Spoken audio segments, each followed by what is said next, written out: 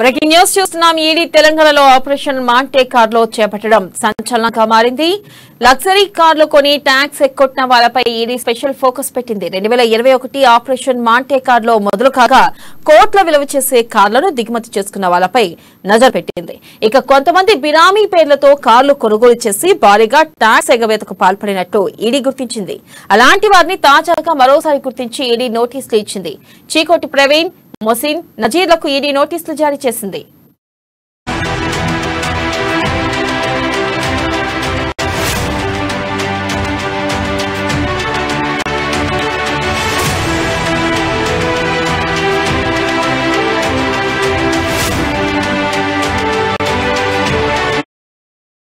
Breaking news చూస్తున్నాం. ED తెలంగాణలో operation Monte కార్లో చేపట్టడం సంచలనంగా మారింది. లగ్జరీ కార్లు కొని ట్యాక్స్ ఎక్కొట్టిన వాళ్లపై ఈడీ స్పెషల్ ఫోకస్ పెట్టింది. 2021 ఆపరేషన్ మాంటే కార్లో మొదలు కాగా కోట్ల విలువ చేసే కార్లను దిగుమతి చేసుకున్న వాళ్లపై నజర్ పెట్టింది.